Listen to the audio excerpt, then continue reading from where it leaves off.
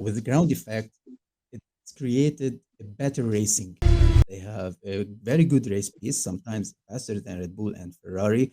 Come on, and a wrong engine mode, will it affect that much? Yes. When this episode comes out, we'll see the proof in the pudding. A Formula One car, you have a lot of things to do in while driving. We're not going to talk about the US standard. Let's talk a little bit about the European standard. It's the same. At the start of a stint, you'd see Lewis dropping back, Yeah. and then eventually catching up. They failed it completely, as if you stole the answering sheets of your exam and still you got a zero. Necessarily the side pods, it was the issue with unexpected porpoising, which they could not have predicted in the wind tunnel. But Red Bull seemed to start the season either unaffected or in a much better place.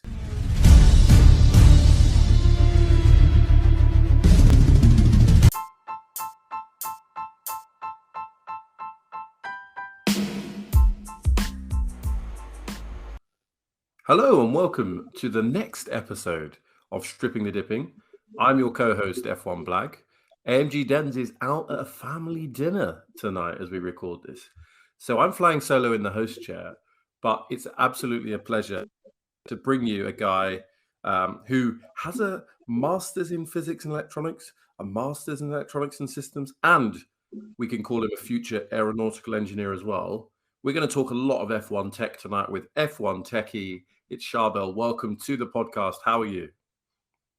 Thank you, Blag. I'm good. How's everybody doing? You having me in your podcast, and hopefully we will answer a lot of questions and deliver it for the audience. Yeah, well, that's the key. I can expect that you're going to be able to break tech down because there are some experts, and I'm not taking a shot at anybody here, but know what they're talking about, but then they can't simplify it for the likes of me, who perhaps I don't have any masters, let alone two. So I'm looking forward to getting into it. The first question I tend to ask, and we always tend to ask, is so if people haven't seen your account, F1 Techie, they haven't heard about you before, let's say, although that's quite difficult because you've got lots of followers. Tell us a bit about yourself. How would you describe yourself? Well, I'm how can I say it? A professional amateur. Professional, but a professional amateur. So I go deep into the mechanics. I love aerodynamics, and it's been a long time in Formula One. I've been watching Formula One, digging deep into the Formula One long time ago, more than 33 years. That's my passion, and you're gonna do it to the maximum. Amazing. I mean, we can go a little bit old school then. 33 years. So we're talking, when did you get into the sport? Senna Prost era? What was your first memory of the sport? In 1990. Wow. Oh Yeah. my God. Some of the most beautiful cars. For me, that's the most beautiful era. Amazing. Would you agree? Yeah. Or It's amazing. But favorite era was last year, and Ooh. yeah, because the development of the cars was so amazing last year. Plus the power unit, even though we have 1.6 liters V6 engines, but the output of these is unbelievable. Even if you compare it to the V10, V12, whatever, okay, the V10 and V8 are big love oil and fuel, but if I'm looking to compare apple to apple as output performance, this era is amazing. These engines we have right now. Well, then I guess you've been a happy man since what, 2014 all the way through to 2026. Yeah. Yeah. No, not Or 25. yeah, before 25. Let's not talk right now about 2026 because it's a little bit, how can I say it, hate love. Okay, it's a hate love relation. So we're gonna talk about it, but the best era is right now, right here we're living as power unit, not as ground effect. Okay, so I'm talking about power unit right now. Gosh, and that's fascinating. That begs the question: what do you have against sound effect? I don't have anything against it, but how they are trying to push the ground effect. It is awesome. I know it is awesome. But if you compare it to last year, ground effect has a big disadvantage with low speeds, okay? Especially with low speeds. And if we compare lap times, we're slower. Even though with the same engine, we are slower in lap times. But with the ground effect, it's created a better racing. That's what we need. Better racing. Mm. Cars can follow each other more.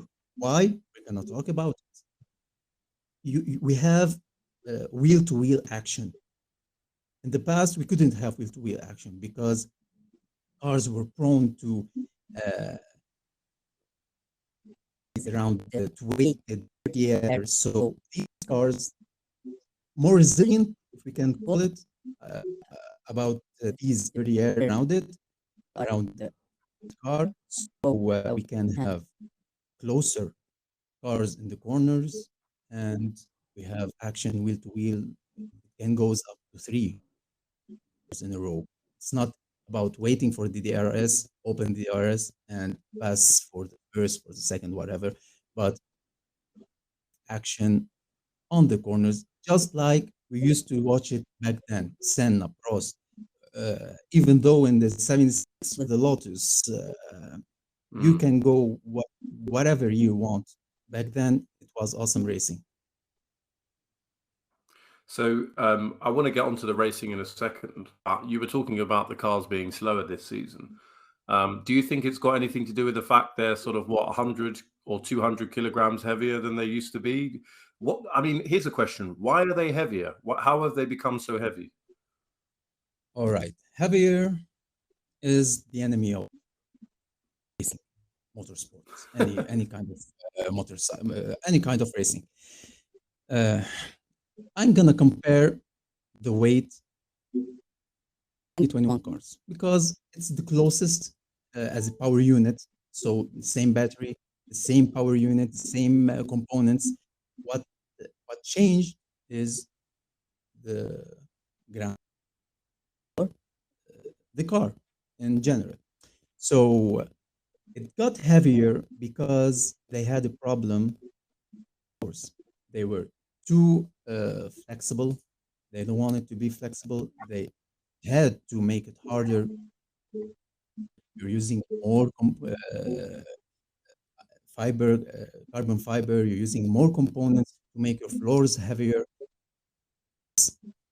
We're having a problem with new regulation. No one knows how these cars are gonna perform on track. I'm talking. I'm not talking in the wind tunnel or simulators, the CFDs, because they have a close idea, but on the track, it's the most important because you can have a lot of problems on track that you cannot simulate and the CFD in your on your PC, which we've seen it porpoising. We had in the beginning of the season. This problem couldn't be simulated in the wind tunnels. So the engineers would solve it. So you had to solve it on the track. How did you solve it? Okay, it's flexing a lot. So floor from the air needs more air. So we need to make it harder. How can we make it harder? Okay, we throw some floor stays. We thicken the floor in some places. This is extra weight. Extra weight means you're in big trouble. We've seen Red Bull uh, being chubby 10 kilograms more than normal cars. When they went down in weight, they were very fast, and then they gained weight again, and they were slow. So in Formula One, it is calculated that 10 kilograms of uh, 10 kilograms extra weight, it will cost you between zero point 0.2 and zero point 0.3 seconds. So which is huge in Formula One. Yeah, well, we saw last weekend that it was the difference, I think, between first and third, first and fourth. So it can be a huge difference Yeah. at particular tracks. So here's my question to you then, right? So people that listen to the show, they know I like Lewis Hamilton. They know that I want him to have his win this season, to maintain his perfect years in a row with at least one win. Yeah. It is. Mercedes, It is. obviously. Sorry, go on. Go on. Yeah, I can see it. It is coming. You think so? Yeah. Yeah. They were so close. Uh, Whether you love Mercedes or Hamilton or not, I'm not talking as a fan of Verstappen or as a fan of Hamilton or a fan of Ferrari or Leclerc, whatever. I'm talking Mm, Formula One. I'm talking sincerely. It could have happened last week in Zandvoort. It could have happened in Silverstone. It could have happened in many races. Okay, the car is not yet in one lap qualifying, even though they had issues in the beginning of the season. We're not gonna talk about it, but they solved the majority of these problems, and now we can see um, a good car in the race. Okay, so they have quick laps, they have a very good race pace, sometimes faster than Red Bull and Ferrari on any compound. mm. So I can see it coming.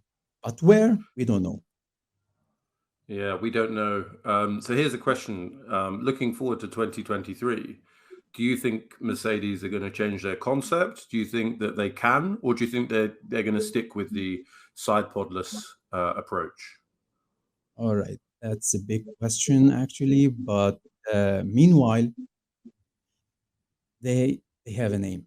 They're going towards something Mercedes, uh, especially with this concept. Why? Because no one can copy it. The same as no one is copying Ferrari. Okay, Ferrari's idea. So if Mercedes could make this idea work, there will be somewhere no one will catch them. Okay, so they have the data. We don't have the data. They have the data from the wind tunnel, from the CFD, all the programs they are using.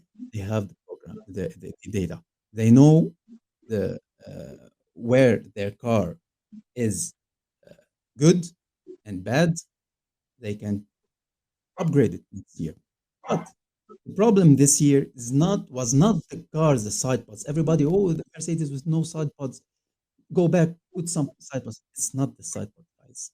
Mercedes had side pods at the beginning of the season, and they had the same problem. It's not about the side pod. The problem here is about cost capping.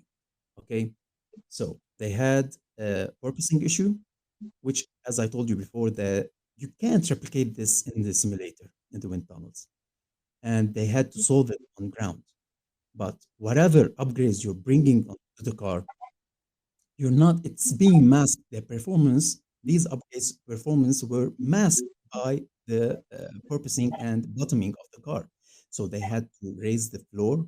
They had to make their car slower because they are raising it from the ground, and you're not seeing your upgrades if they are working. So you are losing money on upgrades that you can't see if they are working or not, waiting until you uh, fix your main problem, which is purposing. Now, as we see, 99 of the teams have solved their problems purposing, and we can see the upgrades coming, especially on Ferrari and on Mercedes. Red Bull are very fast right now. We're gonna also talk about it.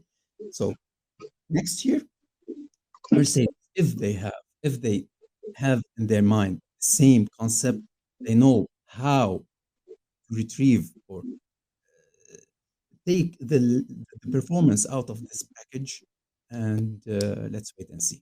Hopefully, if they are gonna change their mind, they will take a good road. Okay, to make a good concept. Will not cost them a lot of money because also cost capping was hard. The first year cost capping was that effective. Go back every year, we heard cost capping. We're limiting the budget, but it wasn't uh, taking effect. It's not affecting the teams. This year is the first year we can see the budget capping is working. That's why many teams are struggling. One of them today in Monza, Red Bull, they can't afford to put Perez in new floor because of the budget capping. For Mercedes, when they both cars had an accident, they tried to glue the floors together. We call them Franken floors. You see teams chopping, butchering the rear wing uh, just to make it less draggier. So cost capping is working.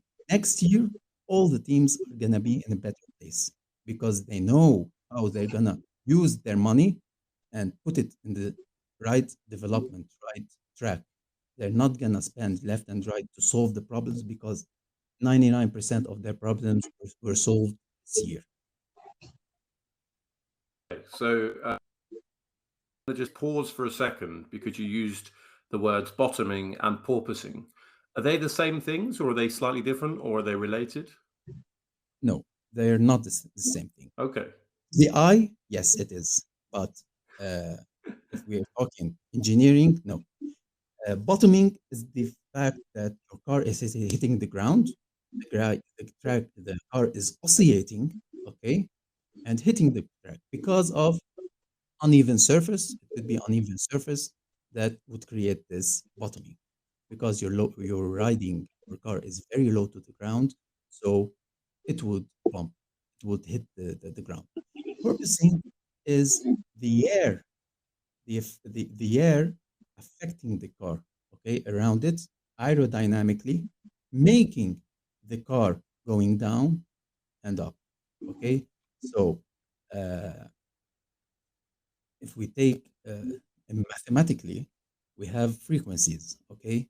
Everything in this world has a certain frequency, and each car you can see has a different frequency in porpoising. But the car is affected with 1F, 2F, 3F. This is the frequency. So the natural harmony of, I'm going into deep thing, but I'm gonna try to explain it. The natural harmony with the wind will create different frequencies on the car. Okay, so the car we will see it porpoising on certain speed. That's why a Mercedes had, for example, in Jeddah, we see it when it hits a certain speed, the porpoising starts. Every car, when it hits a specific speed for this car specifically, it will start porpoising. This is natural harmony, and the porpoising is the aerodynamically. Bottoming is from the ground affecting the car. That's the difference. Okay, right. Thank you. So now that was the timeout. Let's move on to, Red Bull for a second. So you suggested that Mercedes came into the season and their big problem wasn't necessarily the side pods; it was the issue with unexpected porpoising, which they could not have predicted in the wind tunnel. But Red Bull seemed to start the season either unaffected or in a much better place. How did they start the season in that place? Was it luck, or did they know something that Mercedes didn't? When you have Adrian Newey, believe me, it's not luck. Okay, so we have to give it to Red Bull. They they got it 100%. The rules, they got the rules 100%.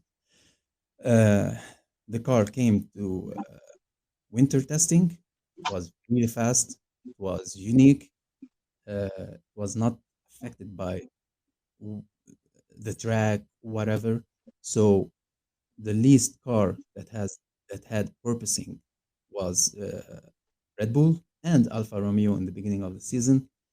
We're not talking about Aston Martin because sorry, McLaren, because McLaren they didn't have downforce to recreate the purposing, but Alfa Romeo and Red Bull were the least cars with purposing, and they got everything right. We're not gonna talk about the ground or the play or the flexi floors, but they got it right. Okay, so they got it right. And then sort of a couple of races into the season, maybe we were in, can't remember when, was it Silverstone? The FIA discovered that their tests on the floor weren't Yeah. necessarily observing a degree of flex that exceeded the technical directives. So in Yep. Spa, they brought in a new test that allowed them to enforce those directives. And we thought that Red Bull and Ferrari were going to be pegged back, that maybe Mercedes will be back in the fight. We've seen Ferrari seem to struggle, perhaps, but Red Bull, particularly when we were in Spa, were a long way out front. What do you think that was about? Do you think Red Bull have made improvements elsewhere, or does it just turn out that their flaw was legal all along? First of all, Red Bull were very smart about this problem. They started working on it 3, 4 races prior Spa, okay, with especially with Checo. So they got everything right, and they went to Spa. Ferrari, they didn't work on the problem. That's why from Spa on, we saw Ferrari are zero point 0.5 slower than it used to be. Our calculations were saying the technical directive 39 will hit Red Bull and Ferrari with 0.2 to 0.3 seconds a lap. Ferrari was 0.5 in Spa, and in Zandvoort they were not really fast. If we, I have a theory. I have a theory, and some people will shoot me if they hear it, but I'm gonna say it. In Spa, especially with uh, Verstappen, they took a new engine, new power unit, new engine to mask their losses. They have Mm. losses. To mask their losses, they crank the PU to the hell maximum. Okay, how? Why I'm saying this? Because in Zandvoort they weren't that fast. Mm. They weren't that fast. Where this 1.5 second go? Can anyone explain to me if they had this advantage, this major advantage? Okay, that you're gonna say Spa they had advantage on the Camel Straight. No, it's not just Camel Straight.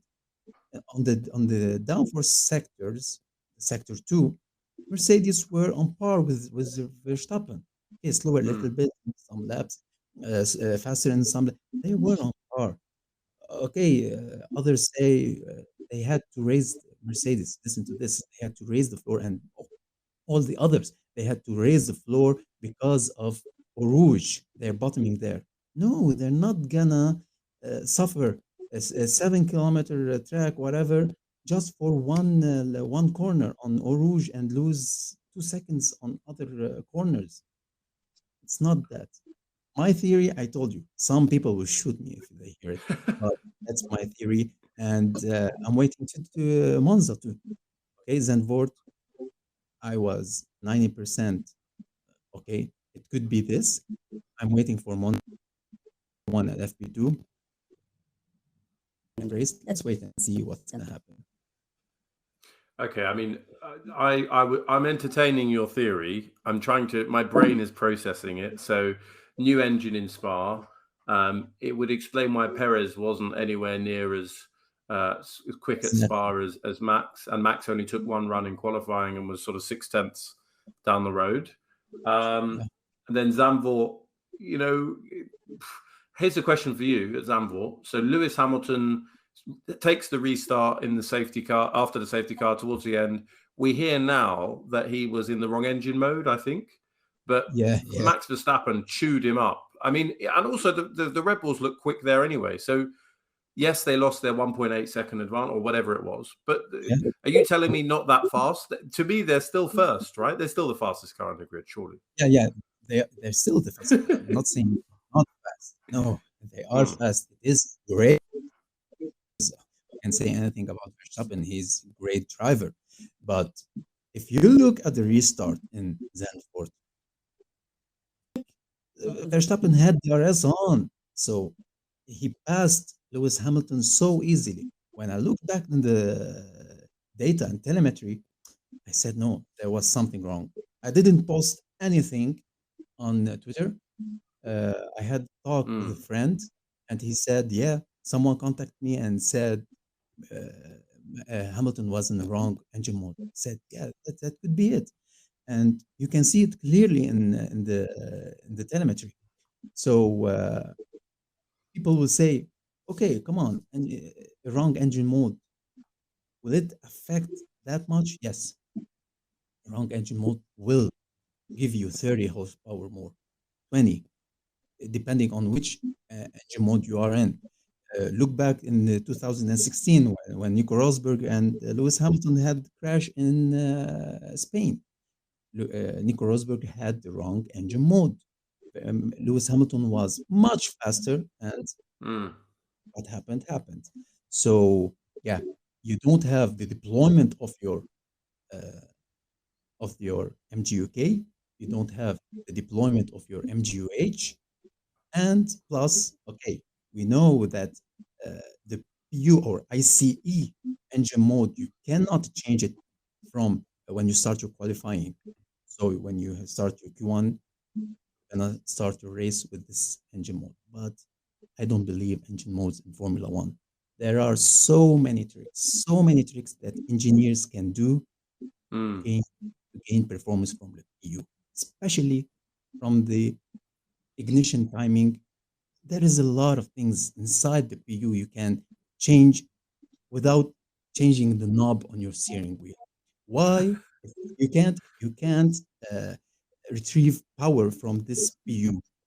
Can someone explain to me why in Q1 you you make a lap, in Q2 your lap is quicker than Q1, in Q your lap is a rapid, you're on a rocket ship.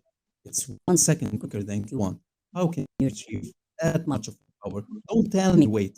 Why should drivers or teams go into Q1 putting 20 kilograms of fuel in your car, in their car?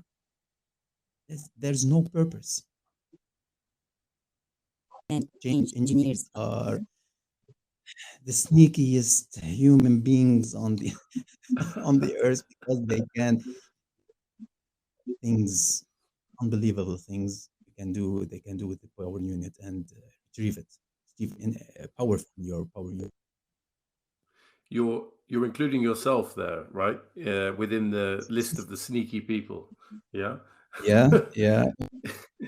If you go into my Twitter account, you can see I found something, a loophole that probably can use it. It is pinned in my timeline uh, for their zero pods, and they start uh, not using my idea. Listen, they're not. This area, engineers can extrude shapes just like the rear wing of the Aston Martin. They can extrude shapes, use it to turn around the regulations. And plus, let me tell you something. I was reading Mm. deeply the 2026 regulation. I found two loopholes in their regulation, one in the turbo part and one in the MGUK part. So I don't know if they're gonna close it, but engineers can find loopholes, can find sneaky bits to use to extract more performance, faster car to make a faster car. So I guess you shouldn't give away those loopholes, and you should sell your services into a Formula Free One team, money, right? free money. Yeah, yeah, yeah, yeah. Why not? Okay, so answer me this, right? So we've talked a bit about Red Bull, a little bit about Ferrari, and quite a lot about the Mercedes shape. So here's Yeah, how about the question of drag versus downforce? So yeah. I see at the beginning of this season, all the Ferrari runners seem to be much further up. Haas had come back. Alfa Romeo was sort of back towards the front as well, and Ferrari, of course, were up there. You see the Honda smashing it. And then all of a sudden, you see Mercedes running cars were towards the back. Now, Toto Wolff at that point of the season said it's not to do with the engine, and maybe he's protecting the reputation of Mercedes. He said, we've built, and many of our sort of customer teams have built draggy cars. So tell me, is the Mercedes concept just draggier than, say, the Red Bull? Okay. The concept, as I told you, we don't have the exact numbers or CFD data, but we can see and analyze. Mercedes, yeah, they have a draggy car. When you're not having side pods, you're not protecting your rear tires. The rear tires are so wide, and it's like a wall hitting the wind is hitting a wall. So you don't have side pods, or in the past we had the barge board area, which deflected the wake of the. We had a very wide wake of dirty air to go around the tires. Now with no barge board, you're not protecting the tires from the air. So that's the main problem, I think, from Mercedes. If we take a look at Williams, Williams had the fastest sector one in Spa. If the engine is down on power, how did they get this with Albon, the fastest first sector with the highest top speeds? So it's not the engine, it is drag, especially this year. New regulations, new problems to solve. Yeah, Red Bull, they have the most streamliner, if we can say, between all the cars. Mercedes have a draggy car. Uh, Ferrari, they have a good car. We can't say it's draggy. They have a good top speed. All right. So I say it's in the middle between Red Bull and Mercedes. I don't know. So here's talking about drag, right? And maybe I'm getting my concepts confused, but that makes me think about slipstreaming and the value of slipstreaming. So we're recording this during the Monza weekend. It's Friday evening where we are, and we've seen. We think we've seen maybe slipstreaming is only worth a couple of tenths in Monza, which anyone that's watched the Italian Grand Prix will tell you that that seems like a reduction on previous years. Would you say the concept, this kind of 2022 aero design, is in general less draggy, or is there something else about the aero shape that reduces the slipstream? All right. The cars of 2022 are built for this, for uh, battle, a closer battle. Okay. The idea of these cars, starting from the front wing, going back to the rear wing, is about reducing the dirty air, the wide wake of dirty air around the car and behind it, because it's affecting the other cars to follow. They can't follow back then behind the car, and they are relying a lot on the DRS. Nowadays, these cars are uh, having less turbulent air around it, especially on the front tires, and going back to the rear wing. Rear wing, we don't have the air spinning off the corners of the rear wing anymore, creating vortices. Vortices creates dirty air. Dirty air creates drag, and plus dirty air it will affect the car following you. The current concept, it is to throw the dirty air as high as they can over the following car. So the following car has more air to push in front of it. Okay, so they don't have the slipstream, this powerful slipstream that we used to have in the past years. So that's why the DRS is less effective than before, but it is being compensated by the car is closer to each other going out of the corner. So it's give and take. In general, if we take the numbers from going out of the corner to the end of the straight using the DRS, I think it's the same between last year and this year. What it's being lost by the DRS and slipstream, it's being gained by corners. Okay, that makes sense. So, when this episode comes out, we'll see the proof in the pudding. So, those of you that are listening right now, think back to the Italian Grand Prix. Were the cars able to follow each other much closer coming out of Parabolica, or I think it's called Curva Alboreto now? Yeah. And how did they look down the straight? And you can see whether our esteemed guest F1TECHY has got his stuff right. So. It's Speaking about the shape. Oh, go on. Yeah, go on. One thing, Yeah. people say that Monza is an easy track to overtake, but let me say something. That's what I'm waiting this weekend for. All right. In the past, it's not easy to follow, especially if you have to pass, especially if you have a DRS train. Everyone has. So passing in Monza is harder than you think. I'm waiting for this year to see how this 2022 cars will behave. Okay, especially following and overtaking on the start finish line. Will it change? Will it change our mind and our thoughts that Monza is not very easy? It's not a place to very easy to overtake. So let's wait and see. Yeah, let's wait and see. And in the future, where our listeners are, you'll have seen, and you can comment. Come and find us on Twitter at F1TECHY, at F1BLAG, at Strip the Dip, Stripping the Dipping official Twitter account. Let us know what you saw. Be really interested to see that as we come out. So let me ask you a question then, right? So Dens and I have really gotten into IndyCar this season. Yeah, Really enjoying it.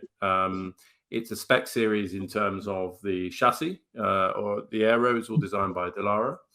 I don't know if you follow it, or you've seen the shape of the cars, but we know that yeah. Colton Herter is in contention, as the time we record this, to join F1 in the AlphaTauri team.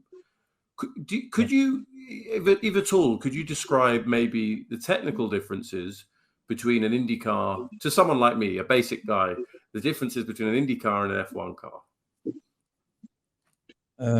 The difference is in the performance, braking, especially braking.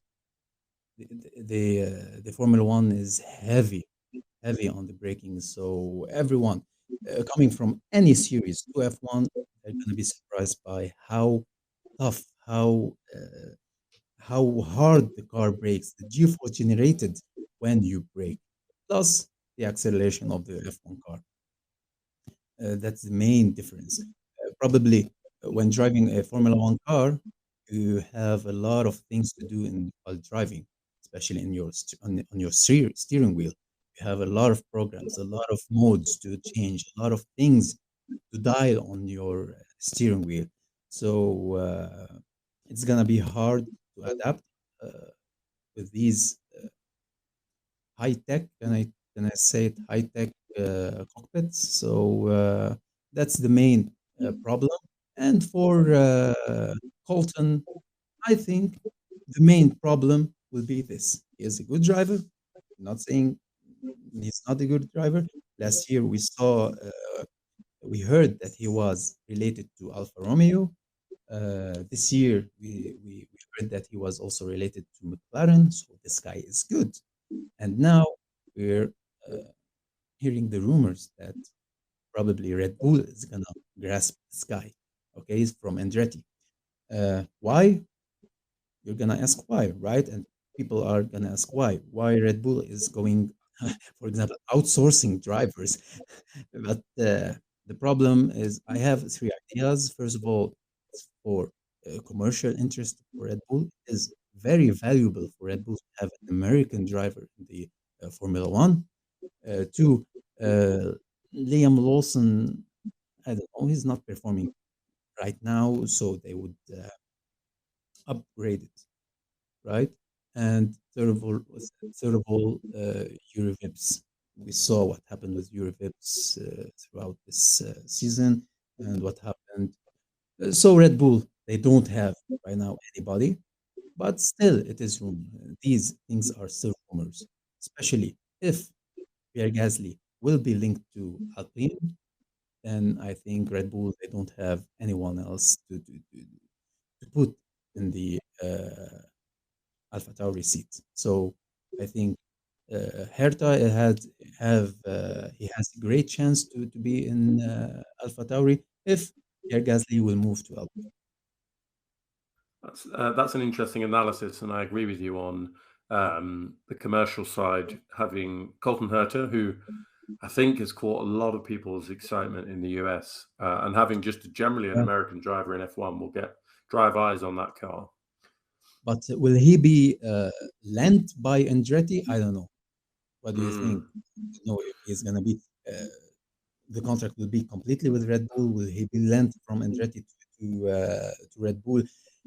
We are also hearing that Andretti is looking to F1, is trying to make to make it back to F1. So if so, he's not gonna sign off Liam Lawson to Hertha to Red Bull.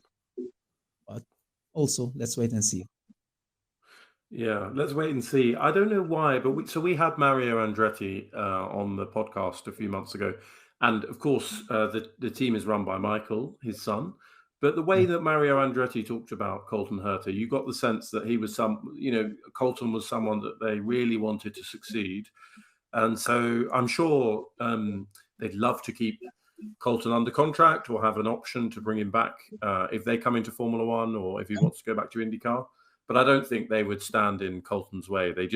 Mario seemed like he wanted to do everything he could to bring mm, mm. Colton into Formula One. Yeah, probably, probably. So let me ask some questions, quick fire questions, right? We started the podcast, you were talking about following the sport for 33 years. And we talked a bit about your love of the turbo hybrid era from an engine perspective. Yeah, But how yeah. about this? Your favorite Formula One car of all time, which is it? My favorite. Well, people will think that I'm biased, but it was the W12. Wow, yeah. Well, I think W you get Denz's agreement on that. And what about the W12 did you love? awesome. First of all, the look, especially when I saw it for the first time, it was so huge. I saw it live in Qatar. It was so huge, as big as a living room, a 5 meter car, all black with all these uh, shiny wheels. That sound of the W12 amazed me. That was an amazing car, really. I can't describe it. I don't have the right words to describe it. Uh, yeah, that for me was a beast. Yeah, I mean, I can't disagree, and it's a shame that the development of the W12 was sacrificed or compromised, I guess, to focus Yeah, on the W13. yeah, exactly. Who knows what could have happened? I mean, I understand they only had one major upgrade package that year. I think it was at Silverstone. Silverstone, Uh, yeah, they yeah, got a major upgrade and the engine also. Listen, let me tell you something, especially about Mercedes. I've been following the Mercedes engine since they came back to Formula. So there was no year in Mercedes engine was not a contender. Even though when they had the problem in the 2000s when they prohibited a special uh, alloy to be used inside the engine, which Mercedes used to use in 1998 and 1999, and we saw all these blow-ups with the 2000 car, but had the most powerful engine ever. All the years they were in Formula One, and especially in Brazil last year. People will say, yeah, they brought a special engine. No, they did not brought the special engine. They cranked it to the maximum. That's what you saw in Brazil was the maximum performance of power unit of the 2014 till 2025 power unit. That is spectacular machine. That is spectacular power unit. That's why I love it. You have the turbo, you have the MGUH acting, which is the, the ingenuity, the smartest device ever created for me in Formula One was the MGUH. Unfortunately, unfortunately, we're not going to see it in 2026 cars. So the MGUK, okay, it's gonna try to compensate the the lack of MGUH, turbo lag, and all of this, but From my point of view, we're not going to see the same performance for the first year. Second year, a lot is going to change, of course. But for the first year, we're going to see a lot of, uh, they're going to be down on power, if we can say that. So these current engines are the best for me, regardless the sound. Yeah, sound they have. Okay, it's not an F1 sound, but as I told you, I look at the output and the performance. These years engines are the best. So I think, if I'm remembering rightly, coming into this season, the technical regulations stated that there needed to be a higher proportion of sustainable fuel Yeah, within the exactly. mix. Is that right? And could you describe any changes that might have had to be made to the engines to Oh, weather that new fuel? that question is so big. We can go deep in it. Especially this year, we saw that with the E10 fuel, we have 90% fossil fuel and 10% ethanol. Everything will change. We saw the team said we lost 20, 30 horsepower, but they tried to compensate it and they could. In 2026 engines, we have 100% sustainable fuel. But what I have a big question mark, what's the grade of this fuel? The grade is for us, it's like, for example, 98% of that, 96. In the US standards, it's 87. And we're not going to talk about the US standard. Let's talk a little bit about the European standard. It's the same. Don't be, so the people won't get lost. The US standards are different. It's the same fuel, but they use a different calculation. They get different numbers. 87 in the US, but it's in Europe, it's 96. Okay, so let's go to, for example, compare 98 to 96 grade fuel. A lot of things will change in your engine. First thing you will find or hear it is the knocking. You will have knocking, especially if you have a high compression engine ratio. Sports cars, you drive it daily. Like, for example, AMG, Ferraris, Porsche have high compression ratio in their engine, different than the normal cars like Renault, like Kia, whatever. So higher compression engine needs a higher grade fuel. Why? Because lower grade fuel at 96, it will pre-detonate before its time. Okay, so premature detonation we will have inside the engine. That's why we hear the knocking. You lose power, it will damage your engine. Same thing for Formula One. Formula One in 2026, we're gonna see what's uh, the grade of this fuel. Okay, we know that F1 cars use fuel that is very similar to the fuel we use in our cars, and in average we can use it. You see it in average gas station, but it is specifically regulated this way to be brought or roughly equivalent to a premium road fuel with a high octane number. Okay, so they have to use the same fuel. They use it in our pumps, but okay, with higher grades. 100 sustainable fuel, we want to know what are the grades, how they're gonna change it, and of course, it's gonna affect the performance of the car. Let me take you a little back when Alonso was in Ferrari. They have Shell as provider, fuel provider for Ferrari. Back then, they did a test, okay, with Alonso on the Ferrari. They put Formula One, or the Formula One fuel in it, and did a lap in Monza. And they removed this fuel and put the 98 fuel that we use at Shell in our gas pumps. Okay, the car was zero point 0.9 slower, but surprisingly, it provided a higher top speed. That's how fuel affects the car. It was slower, yeah, but it provided a higher top speed.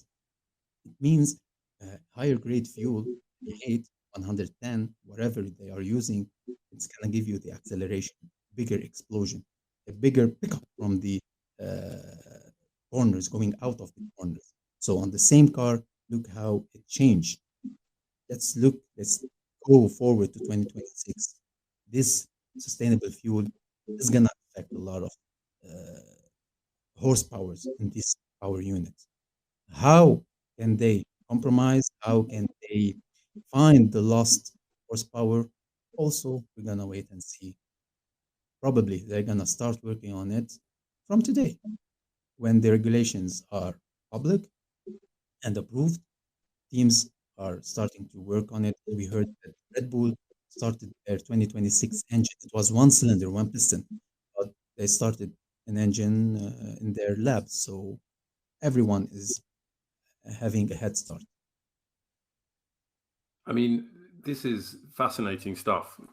Things that I couldn't have understood before or hadn't really thought through, and you're explaining them so clearly. So I really appreciate it. So we've talked about flaws, we've talked about sort of drag, we've talked about engines, we've talked about fuel. So let me ask you a final technical question here before we, again, I've got a few shorter ones at the end. The tires, right? So we see maybe not so much in Zandvoort because the hard tire was working, but we've seen on a few occasions Mercedes would turn up at the track and they can't get the tires warmed up as well as other teams, to the extent that I can't remember where it was, but at the start of a stint, you'd see Lewis dropping back, Yeah. and then eventually catching up. Is that him managing his tires, or is it the No, Mercedes unable to bring the tire in? And if so, what is that? they are unable to bring the tires up. Okay. If we compare Mercedes path throughout 2026, we can find each year they have a different the car is performing differently. Last year they didn't have a problem. This year they have a problem. The previous year they had the DAS. Okay, before the DAS they had a problem, a small window. So Mercedes have a problem with getting their tires to temperature. Why is that? From where the problem comes? It comes mainly from the suspension. Okay, when Mercedes in 2014 they had the fric system, which is the link between the front and rear suspension. Okay, it's called the fric system. They were unstoppable. Everyone in the every team had his own version, its own version of fric system, and they have need to ban it. When it was banned, we saw Mercedes lacking on the window performance. The following year, okay, we found that Mercedes had a good system, a good suspension. The Mercedes are very great at creating suspensions. And until this year, where we have simple suspension, the J dampers are banned. Okay, I'm gonna talk a little bit about J damper. It's a bit humor, but I'm gonna talk a little bit about it. When the J damper was banned, we saw Mercedes went backward. People are gonna ask, what is J damper? J damper is the code name of special suspension was developed in McLaren in 2007. Okay, so if you look back, if you remember when we had the problem, the Spygate issue, you remember about it between Ferrari and McLaren? Yeah, yeah. Yeah, we had same year Renault stole the documents of the J damper from McLaren, but they did not understand it. They failed it completely, as if you stole the answering sheets of your exam and still you got a zero on your exam. So FIA did not punish them because they already flung everything at the Renault. So since then, J Damper went out. Everybody knew about it, and it was used in F1. It is very smart system. It eliminates the smallest frequencies. Okay, its job is to eliminate the smallest frequencies in the suspension. That's why everyone wished they had this system this year in the current era, because purposing would not been an issue if we had the J damper. So let's go back to Mercedes and suspension. We can see that Mercedes solved a little bit of their suspension issue, but they still have this tire warming up problem, especially behind the safety car. You can see in Silverstone how many laps Lewis Hamilton was struggling before his tires went back to normal temperature, and he picked up his speed and could overtake Leclerc and went onwards. So yeah, they have a big problem with their tires, and of course, they're gonna solve it for next year. Fascinating. And the jet, and you say damping is to stop the car from bouncing, basically, or Yeah, oscillating, or whatever you call it. Your proper words. Okay. Here's a question, right? So we talked a bit about your favorite car. You talked about the W12. You're an engineer. You're a physicist. You know about electronics, etc., etc. There've been many, many technical brains, technical minds in Formula One, dating all the way back to its origin. You talked about Adrian Newey, but there are many others, James Allison at Mercedes and Ferrari, all the way back.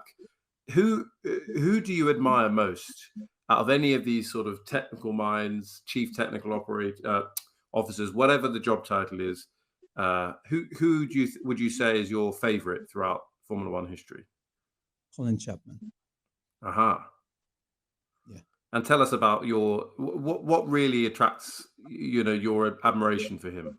because he found solutions for something that doesn't exist.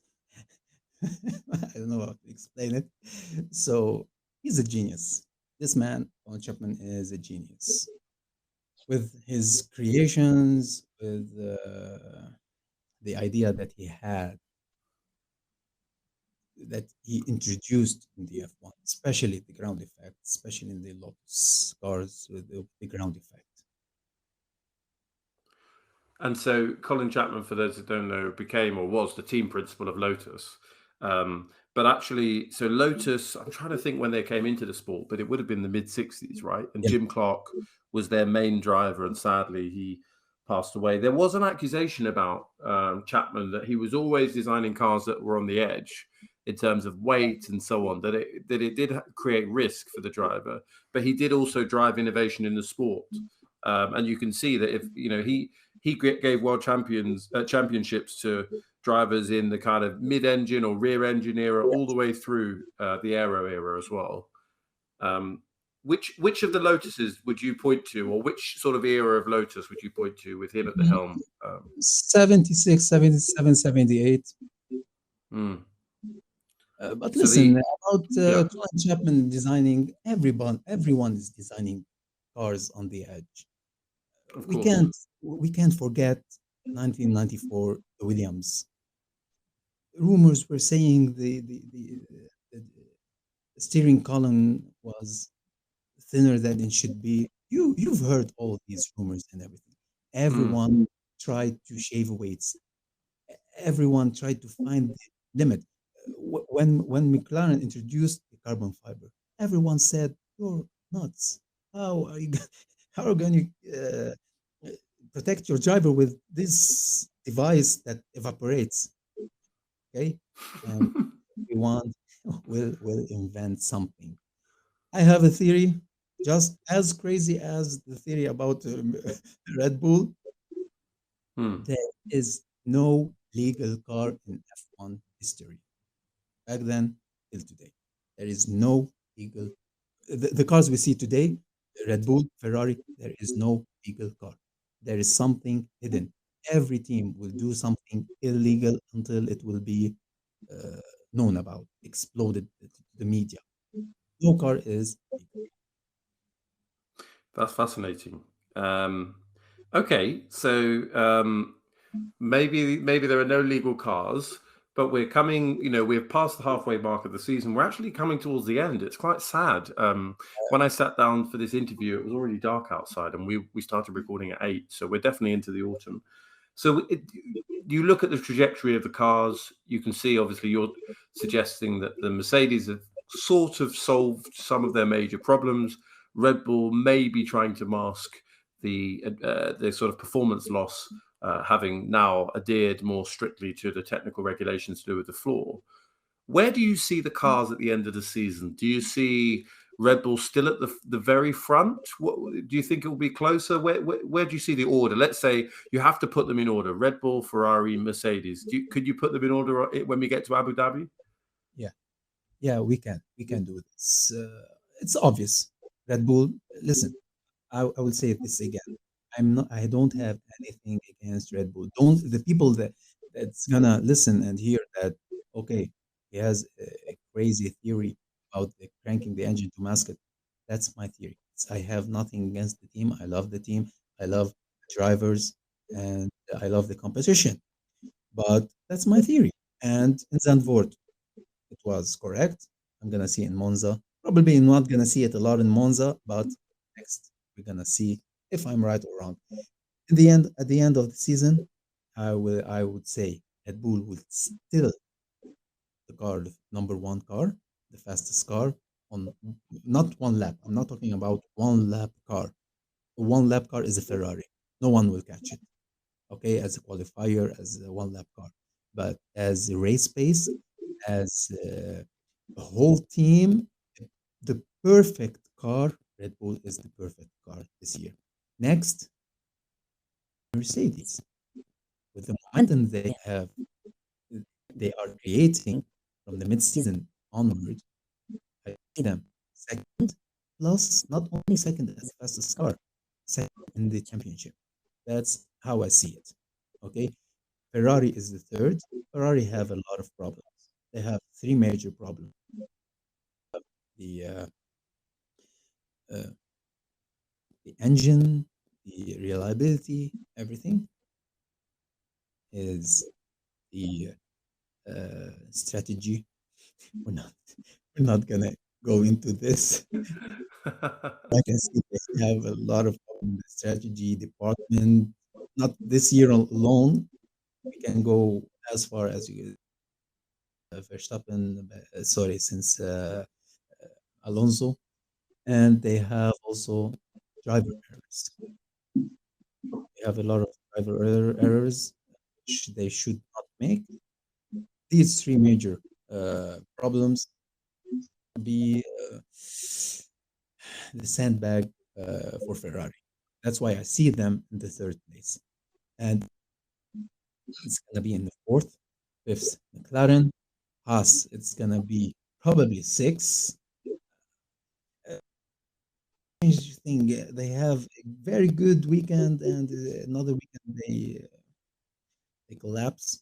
So I think they've been working on the car for 2 years and a half. So they know the car really well, and we see it perform or get points, unbelievable points for the Haas team. Um, I'm gonna stop for. I'm not gonna go for Alfa Romeo, Alfa Tauri, and because they have their ups and downs, and they're not progressing. That's really interesting. So what you're implying then is that Fernando Alonso has given up basically the fourth best car for someone that you didn't even place in the ranking, that might even Yeah, be at the back in the Aston Martin. Wow. Just for one extra year on the contract? That doesn't seem entirely yeah. smart. Doesn't seem- Uh, I had before the rumors were starting. I had a tweet saying Fernando Alonso is in the best mid car comparing to others, and next year Alpine is better place in a better place. They have a good engine. They have Ferrari. Let's build the strongest engine we can build, and the reliability throughout the road, throughout the races. Okay, and now we see Alpine has a great performance, great engine. They have low drag car in other cars, and with Fernando Alonso, it will sting you. Fernando Alonso. Ocon is very good also, but especially with Fernando Alonso, it will sting other teams, and we will see it with McLaren. They are ahead of them in the championship, and next year I see good stuff coming for Alpine. Okay, well, hopefully, you know, whoever Fernando Alonso takes his frustrations out on, they'll survive. Because, yeah, the Alpine looks quick. So let me ask you a final quick question, which is, we've talked a lot about tech today. We've talked a lot about technical detail as well. Who's your favorite driver? And two bits. First one, current driver, and then if it's different, I don't know, of all time. Come, that's not fair. That's not fair. No pressure. Really not fair. Well, let me tell you something. I started Formula One. I opened my eyes on Senna. For me, Senna had something special.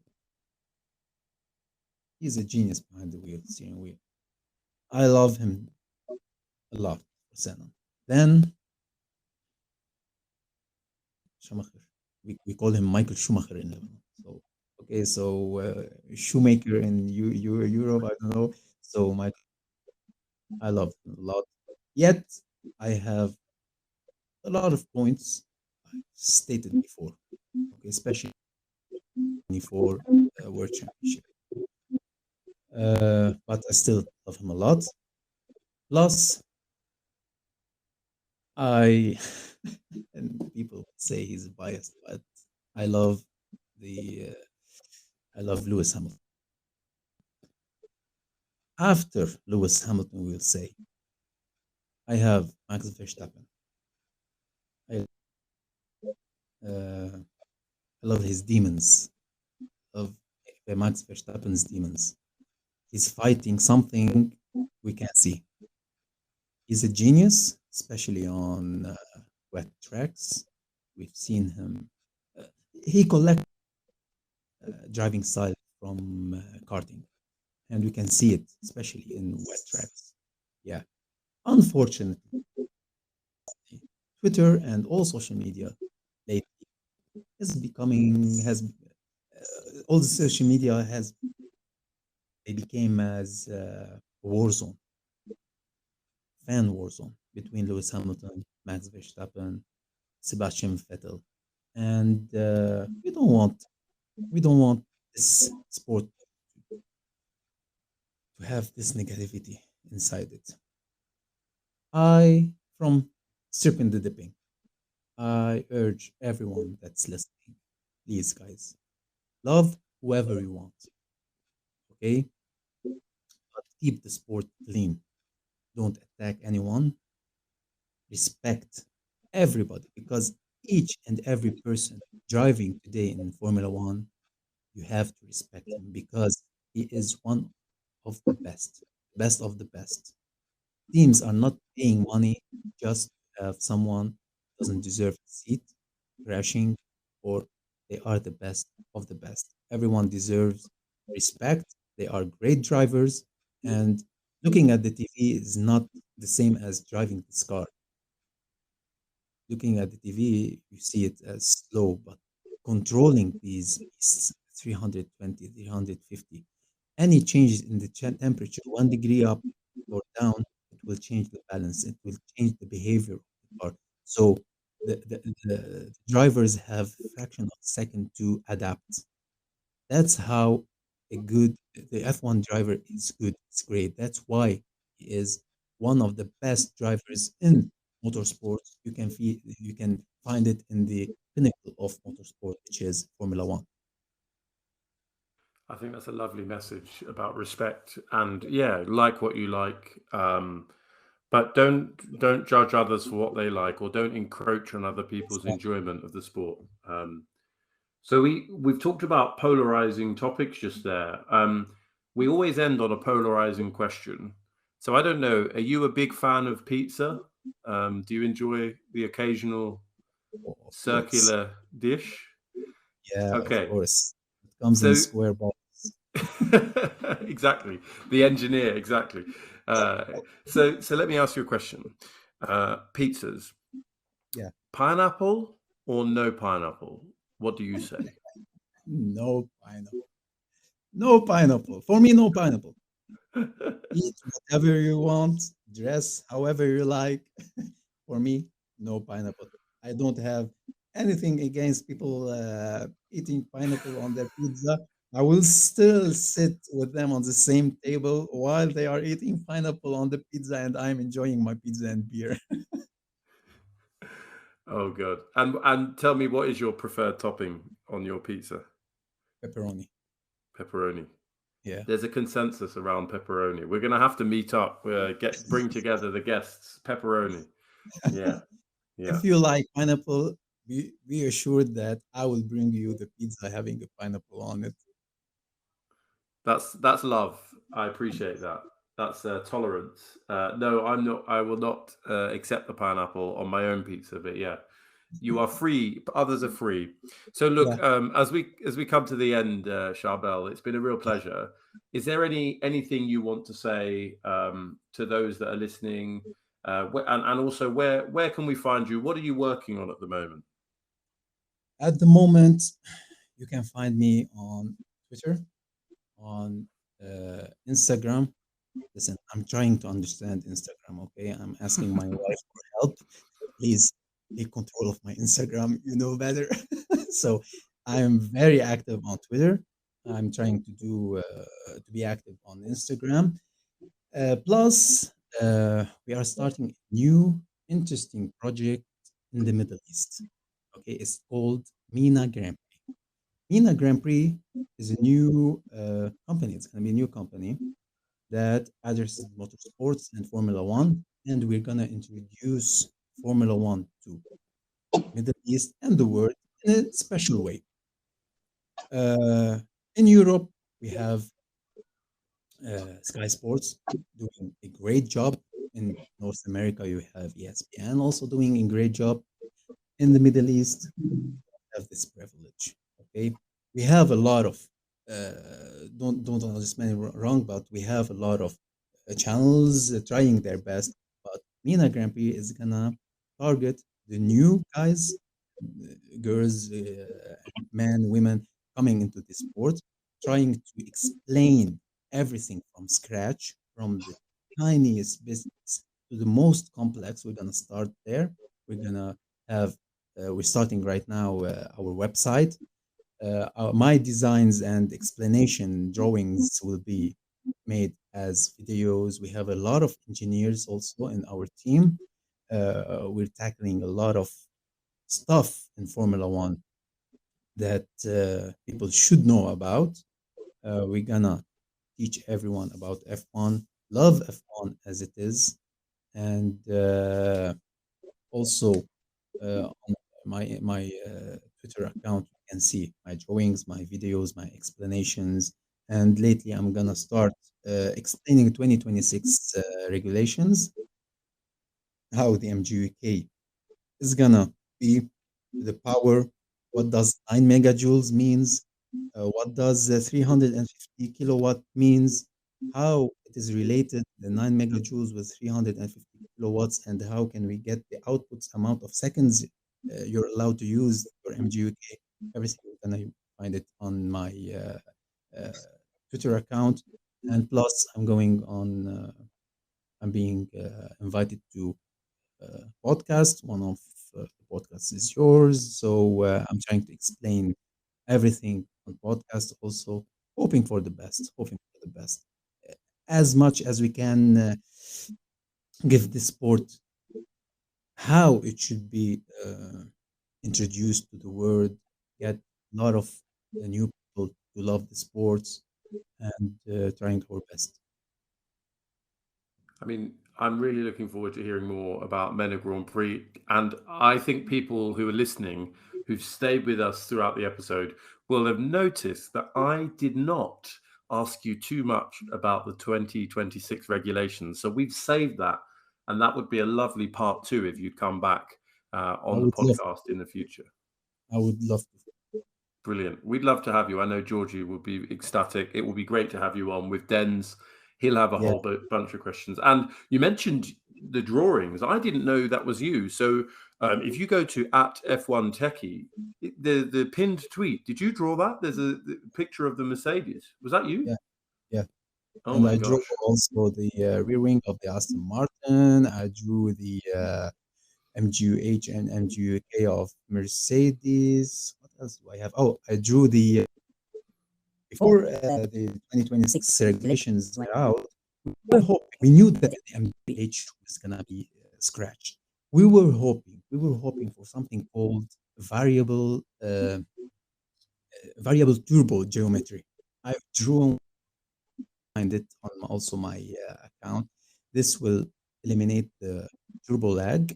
Unfortunately, in the it is written variable geometry devices are not allowed. So now we're stuck with this with a lot of turbo lag.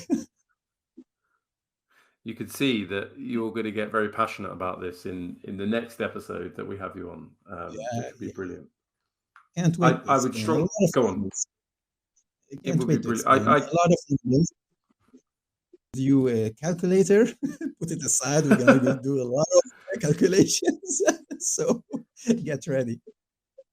I think this was 101, and then the next course is the advanced course. I think those that have Yeah, listened will be ready. So this is part one. Listen to this part, then come to the this next part. one. Yeah, Fantastic. Well, look, Charbel, it's been a real pleasure.